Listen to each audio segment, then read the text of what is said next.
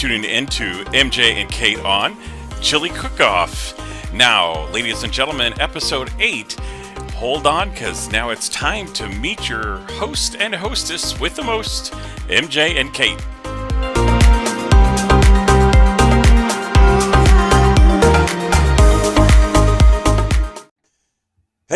Hey, we made it. Good morning. How's it going? Good morning. I hope everybody can hear us okay. We're trying something absolutely out of our comfort zone today and totally new. So, out of our comfort zone is an understatement. Yeah.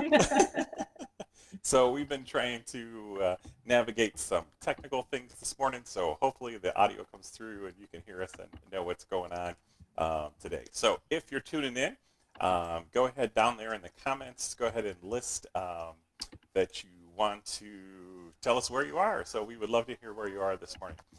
Today, Kate and I are going to be working on a chili cook-off. And so the two of us are going to try to attempt to make chili live in the half hour that we have here. So it's not quite a 30-minute meal, but we'll see what works out. It's a 30-minute, we're going to start it cooking, right? And then our families will get to smell it all day as it simmers. And then they'll be ready for dinner. Yeah, they'll be ready for dinner. So what have we been talking about this month? We've been talking about Black History Month, the month of February. We're almost at the end of February. Can you actually believe it? I can't. This week has flown by, so how come I hear sizzling, Michael J? Oh, that's my pot over here. It's sizzling away. I put a little butter in there. So. Oh, I love that you can hear it. Hey, that's I awesome. tell you what, we'll let you take a look at my pot in just a minute, but let's hear from some kids about Black History Month. Let's see if I can do that. When I hear that groove, I forget about me and you. Black History Month is a commemoration, vocab word, for Black activists, another vocab word, who took their time out to go fight for what they feel is right. Like Martin Luther King had a speech that violence is not the answer and no segregation. We celebrate Black people that helped us change history. It reminds us to be strong, even in politics. Wait, what matters is what's inside of you and how you act to other people. Even though we may have the different skin color, we're still the same type of people, no matter what. And a lot of people, they don't see me for who I am. They see my outside appearance, but they don't see what I have on the inside. Because you have to look at the things that Martin Luther King Jr., Rosa Parks, and Malcolm X did for us Black people, so people can't treat us unfairly because they think some type of relief. Because we are all people, and you need to stand up for our rights. There's still discrimination. There's still discrimination in all parts of the world, in all parts of the United States. We should still fight for what we believe in. We should still fight for getting what's right. February is not only Black History Month, but it's also American Heart Month. And for that reason, today's Black History Moment is for Dr. Daniel Hell Williams. Dr. Williams was an African-American physician and educator born in 1856 in Pennsylvania. He is credited with the first successful heart surgery. Graduated with a medical degree in 1883, Dr. Williams practiced medicine in Chicago during a time when there were only 3 Black doctors in the city. Dr. Williams was highly regarded as a skilled surgeon, and his practice grew because he treated people of all races. He was keenly aware of the limited opportunities for African American physicians, as well as women, were not allowed to attend nursing school. Therefore, in 1891, Dr. Williams founded Providence Hospital and Nursing Training School. It was 2 years later he would perform the first successful surgery to repair a tear in the lining of the heart, which saved a man's life. Dr. Williams' practice remained active until he suffered a stroke in 1926. Dr. Williams retired to Idlewild, Michigan, where he lived until his death in 1931. For Black History Month, that's Dr. Daniel Hell Williams. It's out of my control. It's out of my control. I mean, that's great, Michael J. So how do we get that to play while we're cooking? I don't know. So That'll be on next week's episode. Next week's how we deal with episode, so, technology. yeah, so I was trying to get us a producer for today, but it didn't quite work out. So we're going to do this and see how it's going to work. I don't know. Let's see here. We're going to put you up here. There we go. Okay. So, do you hear a lot of noise? Is that the sizzle noise? What is that? It is. It's a sizzle. I love it. I love that sound. I'm like trying to hold my head so you can't see the boob light in the back. Oh, okay. I don't have the best lighting for my Who did we kitchen. have tuned in with us? Anybody tuned in with us? Ooh, No. there's 4 people watching. There's so. 4 people watching, but nobody's put in the comments. So let us know where you're watching from, and let us know that. So today is the day's chili cook-off, and so Kate and I are going to attempt to make a chili here in about 30 minutes or so. And I started with the Instapot, and Kate is on the stove. Is that right? That's right. I do have an Instapot. Well, not the Instapot brand, but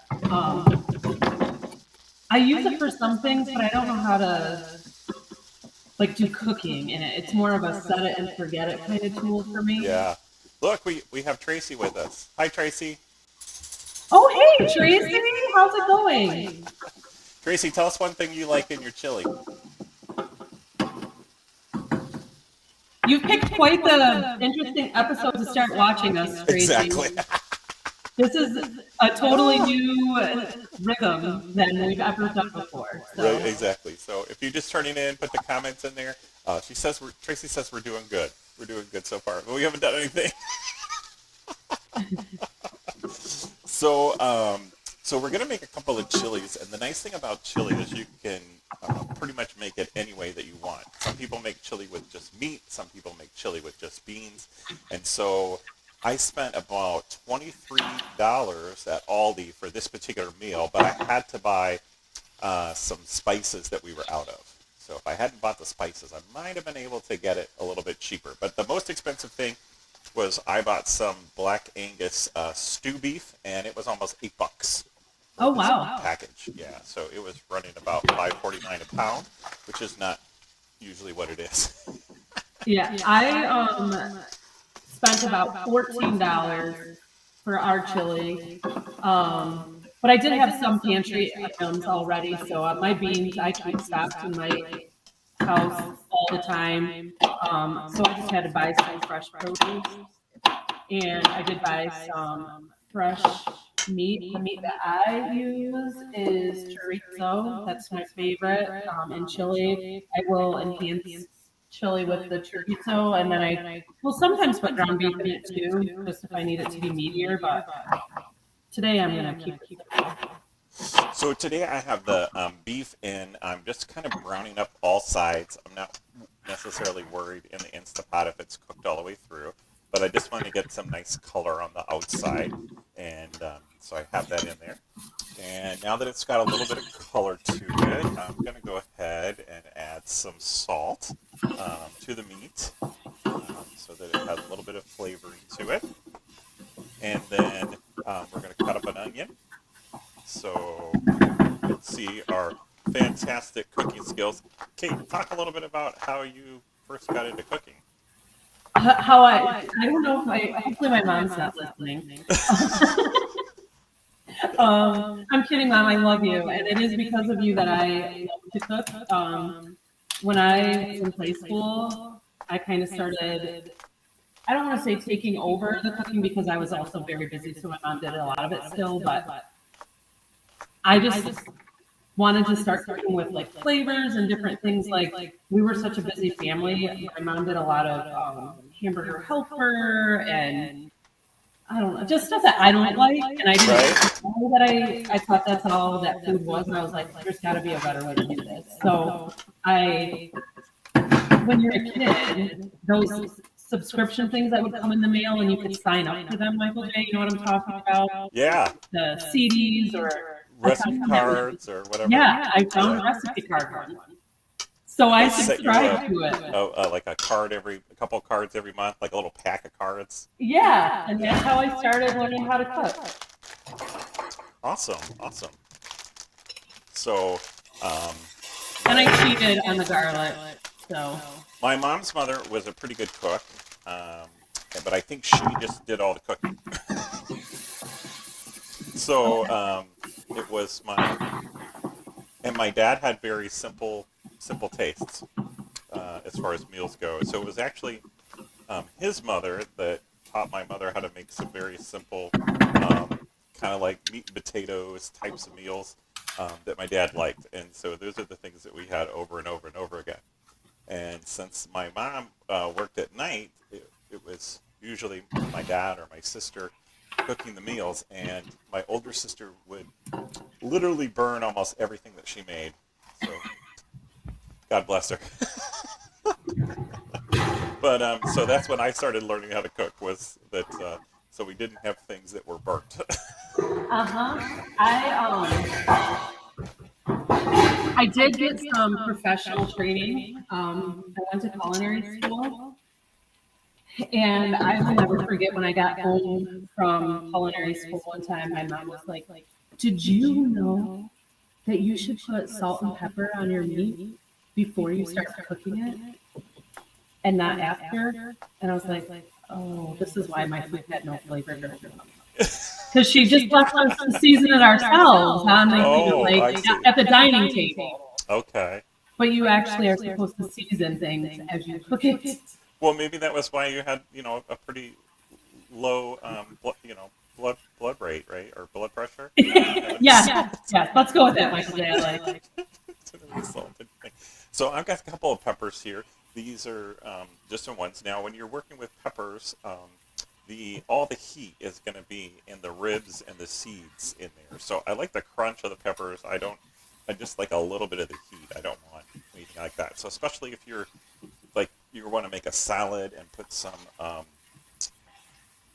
jalapenos in there, because I love jalapenos with a nice little crunch, but I don't necessarily want the extra heat. I just take the ribs and the seeds out, and that gives me what I'm looking for. So, Kate, I did went on a cruise when I was 19, and it was a fan-based cruise. That's all I'll say. It's a fan-based cruise, and Does that mean it was like a concert or something, like a band or something?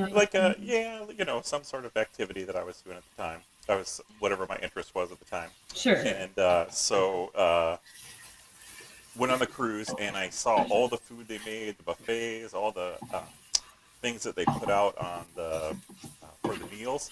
And so I thought, what a great way to, that might be interested in doing that. So when I went back home to Springfield, Missouri, I was currently working for the Bass Pro Shops Outdoor World in their catalog division. So I was taking orders on the phone in the catalog. And we had a restaurant up there with a world-renowned French chef. And so he had a lot of accreditations and different things, although nobody would really know who he was. Chef Benetti. And he had a culinary program. So I sort of got into that. It's like an apprenticeship.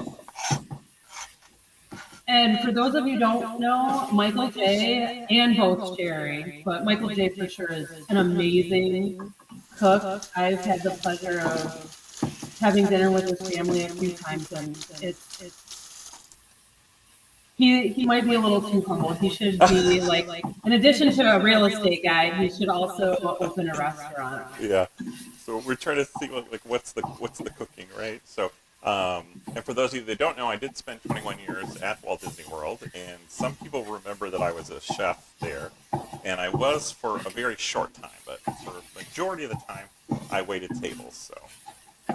So Michael J., as a chef at Disney, do you get to be in character at all, or is it just if you're behind in the back of the house, you don't need to be a character? Well, at Disney, we like to use the word heart of the house. Oh, yes. So those people that work in the kitchen, they're the heart of the restaurant. And so we have those that work in the front, and we have those that work in the heart. Because who wants to sit in the back? I mean, I don't think anybody calls back seat middle on the hump anymore, right?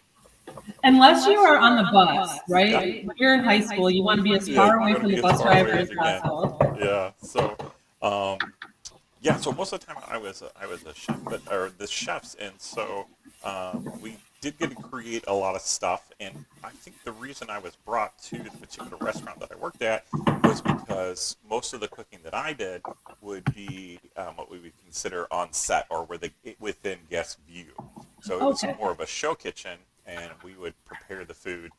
A couple of the items were prepared out front in guest view. And so you had to make sure you had a clean work area. You had to be very particular about what you're doing. Don't try to rub your nose or your ears in the middle of cooking.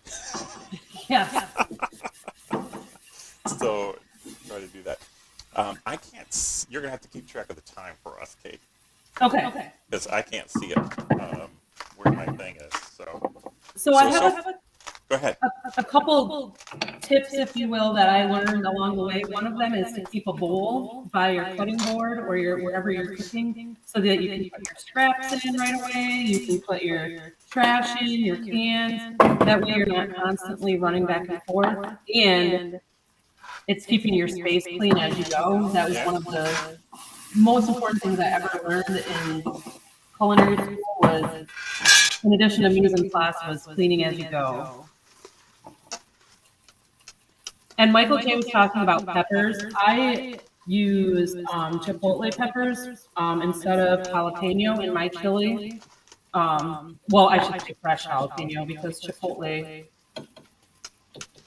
I believe it's a smoked jalapeno, isn't that right, Michael J? Pretty much. Yeah. Pretty much.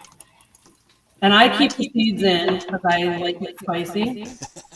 But I also only use one chili out of this whole jar. I do not use any more than that.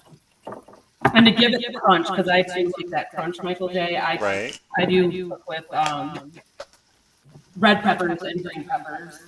To give it So, that. like I said, I was using the Instant Pot, and I have it on the saute setting, and it's just kind of sauteing here away, just like you would in a regular pan. And so basically, it's just like it's how you make chili in a one pot. So I'm cheating with the garlic a little bit. I had a little bit of jar garlic here, so I'm cheating with that a little bit. But we're just going to get it all stirred up in here.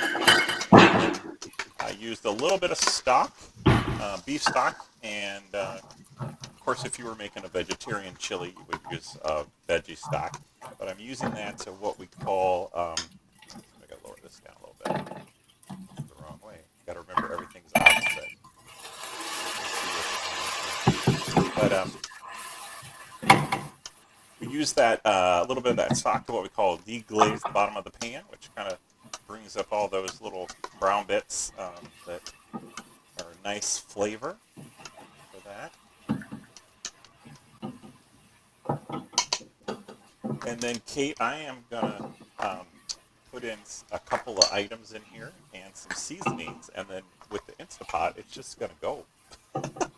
That's awesome. I love it. So I don't really have to do too much for either. I deglaze the bottom of my pan with the jar or with the juice from the jar of diced tomatoes that I use. Oh, there you go.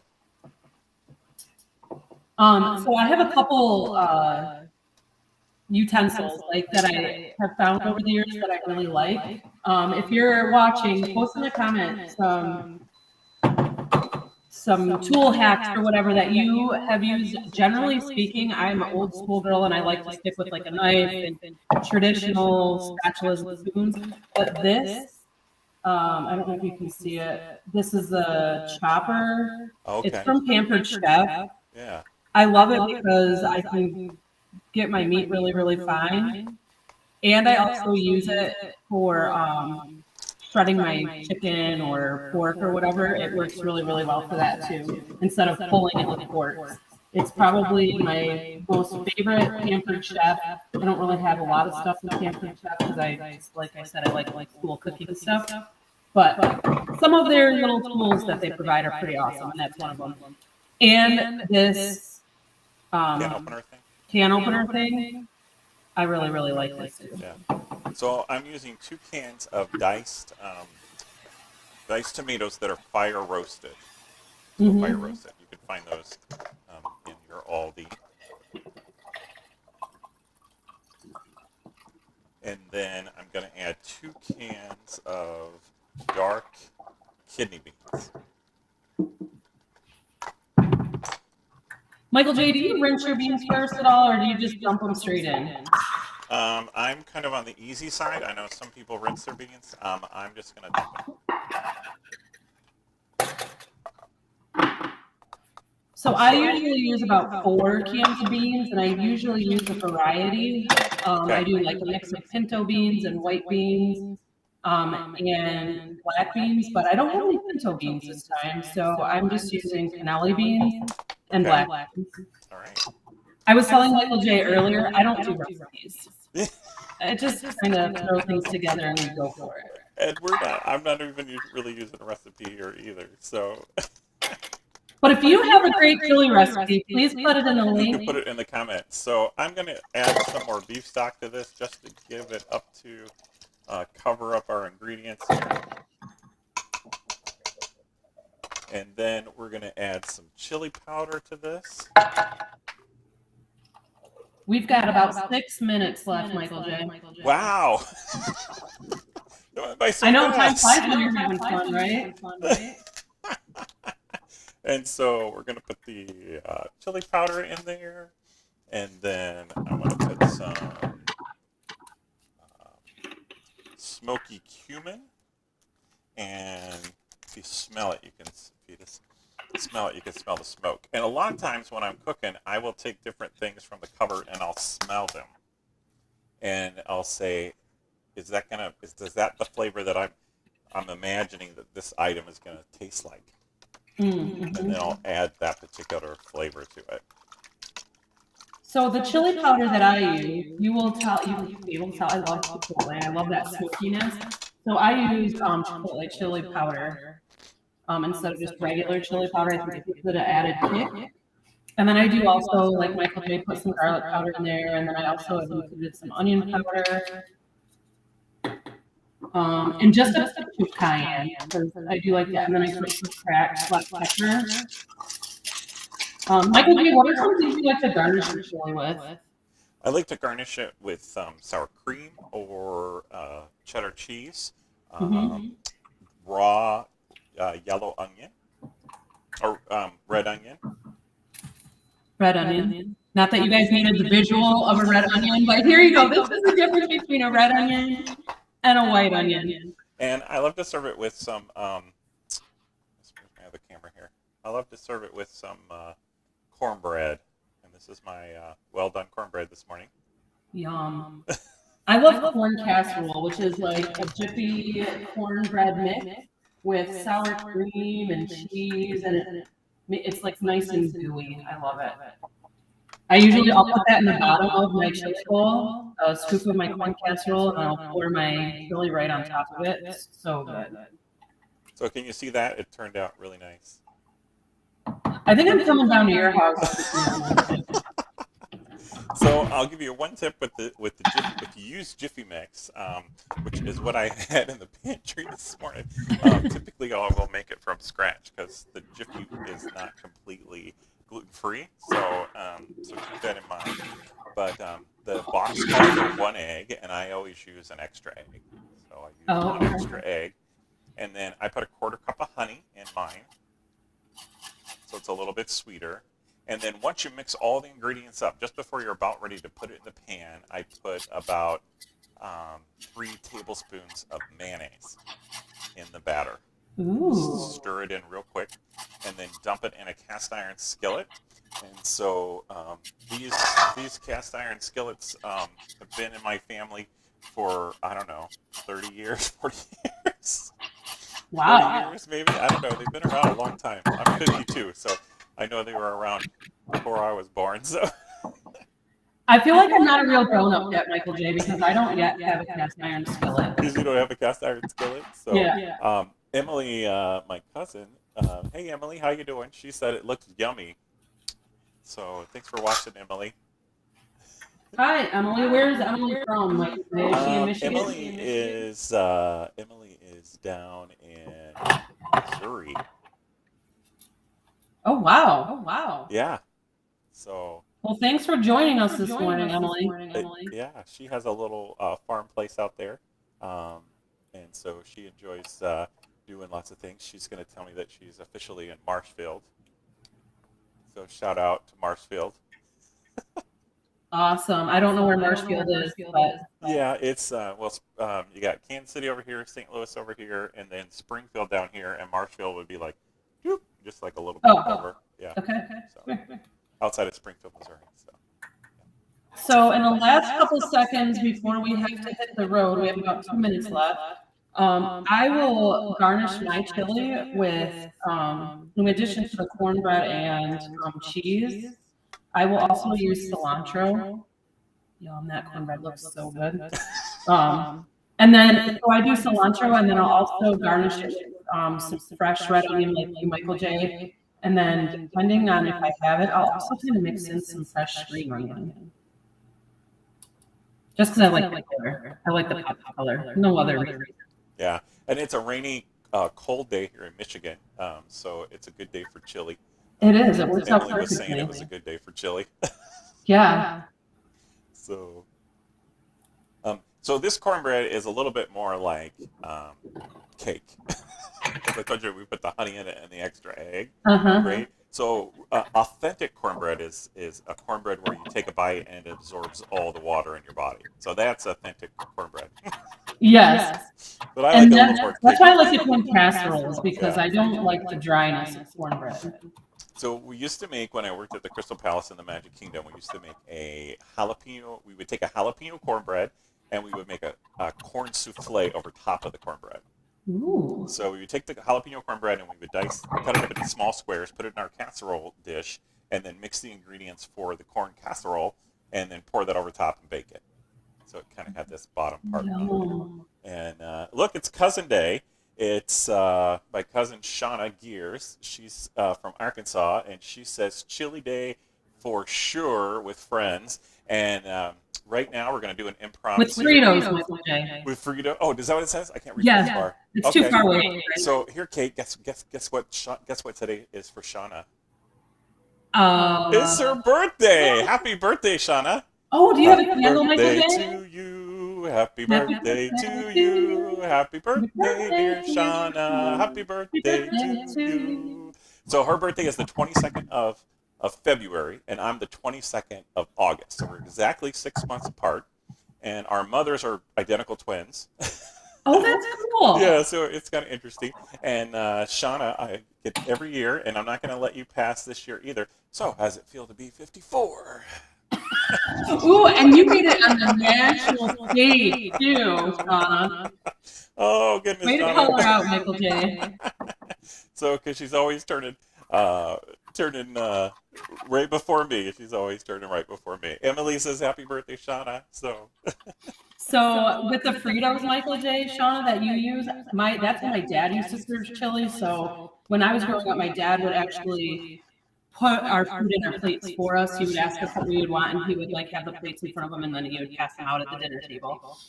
And we would say Fritos on top or Fritos on the bottom. And I used to always do my Fritos on the bottom until I choked one time because I didn't realize there was a Frito in it. Yeah. And so that kind of turned me off the whole Fritos and chili thing. Now I have to have soft bread. Okay. I use the Fritos and the white bean chicken chili. Oh yeah, that's good too. I like the scoops. With pepper jack cheese. Ooh. Yeah. So, well, thank you for tuning in to MJ and Kate live every Tuesday at 9 o'clock. Hit subscribe if you're on YouTube, or follow. Check us out. We'll be here every Tuesday. And next week, we're going to be talking about Lent and Mardi Gras and Punchkis, which is a Michigan thing. So, is it a Michigan thing? Well, it might be other places of the world, but I only know it as a Michigan thing. So, yes. So, well, because they're Polish. Yeah, because they're Polish. Yeah. And so we have a large Polish /